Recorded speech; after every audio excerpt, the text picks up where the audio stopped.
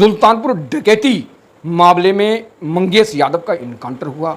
अखिलेश यादव ने एक्स के माध्यम पर योगी पर हमला बोला और योगी ने बदले में उन पर हमला बोला और सीएम योगी आदित्यनाथ और अखिलेश यादव के बीच में जुबानी जंग चल रही है और इस जुबानी जंग का कोई अंत भी नहीं है। इसके पीछे की सिर्फ एक ही रणनीति है कि यूपी में समाजवादी ताकतवर है और भाजपा कमजोर हुई है और सीएम योगी सत्ताधारी भाजपा के नेता हैं और पार्टी के सीएम हैं और वो हर हाल में जो 10 सीट हैं उपचुनाव होना यूपी की, उन सीटों पर वो लड़ना चाहते हैं, जीतना चाहते हैं, क्योंकि फजियत हो चुकी है भाजपा की लोकसभा चुनाव में। और इसी मुद्दे को देखते हुए इस राजनीति को 27 में चुनाव होने यूपी विधानसभा के, इससे पहले 10 जो राज्य हैं उस 10 विधानसभा के उपचुनाव होना है, तो उसको लेकर दोनों नेताओं के बीच में घमासान है। पहले मंगेश यादव का इनकाउंटर दोस्तों, उसके बाद अजय पाल सिंह यादव का इनकाउंटर। अब जो तीसरे व्यक्ति हैं ठाकुर हैं और जो अनुज पाल सिंह का इनकाउंटर कर दिया एसटीएफ ने। और इस इनकाउंटर में सबसे पहले सवाल जो उठाया है उनके जो पिता हैं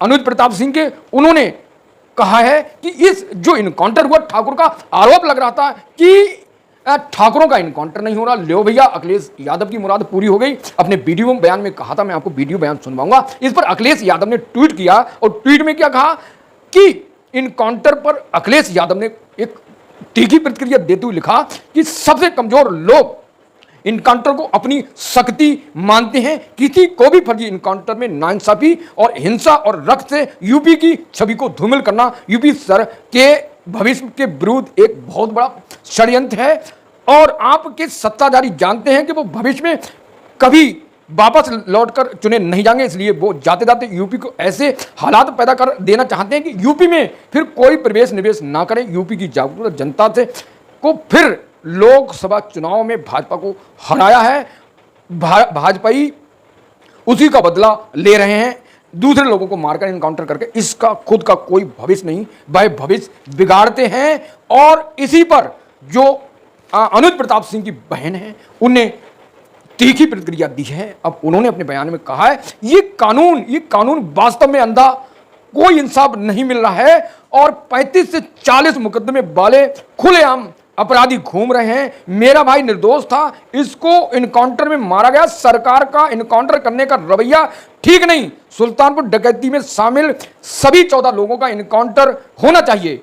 ये सवाल हमने भी अपने YouTube के माध्यम से दोस्तों उठाए कि अपराधी सब हैं, इनकाउंटर सबके होना चाहिए। और मैं आगे आपको ये बताऊंगा कि इनकाउंटर जो हुए हैं वो क्यों हुए और उनको क्या करना चाहिए था जिस वजह से इनकाउंटर हुए। तो अनुज प्रताप सिंह की बहन अमीषा ने आगे कहा कि सजा देने का काम कोर्ट का है, एसटीएफ का नहीं। मेरे भाई को विपिन सिंह और विनय शुक्ला ने फंसाया है। परिजनों ने कहा कि अनुज प्रताप सरल स्वभाव के थे। अब दोस्तों कि इनकाउंटर मंगेश यादव का हुआ और अजय यादव का हुआ, अब अनुज प्रताप सिंह का हुआ दोस्तों।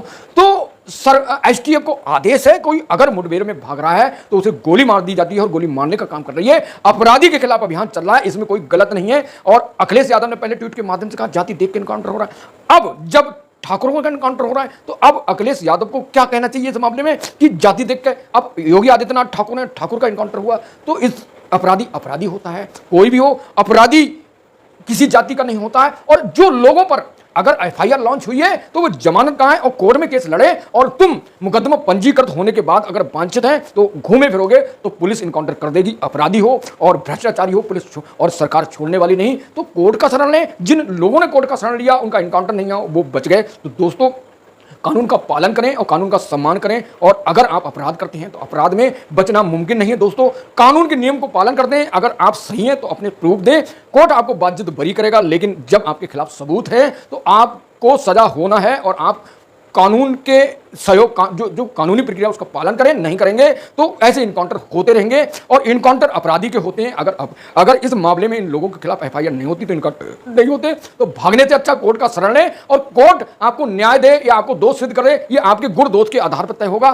तो ये जो राजनीति चल रही यूपी में, योगी को टारगेट किया जा रहा है, मेरे हिसाब से गलत है। और अपराधी ज्यादा देखकर नहीं, अपराधी देखकर यूपी में इनकाउंटर हो रहे हैं। अखिलेश को सीट जीतने के कारण यूपी में ताकत मिली है, इसका मतलब ये नहीं कि उनके समाज के लोगों को टारगेट किया जाए और ठाकुरों को बताया जाए। ठाकुरों का जब इनकाउंटर हो रहा है इस पर अखिलेश यादव को कमेंट करना चाहिए कि योगी सरकार सही कर रही है कि पहले जो अपराधी था यादव उसको ठोका, अब जो ठाकुर था उसको ठोका। तो कानून का पालन नहीं करेंगे, भागे फिरेंगे तो पुलिस और सरकार वांछित अपराधी बनाएगी और इनाम घोषित करेगी तो कहीं ना कहीं ठोक दिए जाओगे। इसलिए यूपी में रहना है तो कानून को पालन करें और कानून के साथ चलें। ऐसा नहीं है कानून जो अपराध करेगा उसे बचा दिया जाएगा, किसी कीमत पर। सरकार बख्शने वाली नहीं हो, किसी प्रदेश की सरकार हो। तो दोस्तों इनकाउंटर में जो राजनीति चल रही है ये मठाधीश माफिया योगी को बताया जा रहा है, जो गलत है।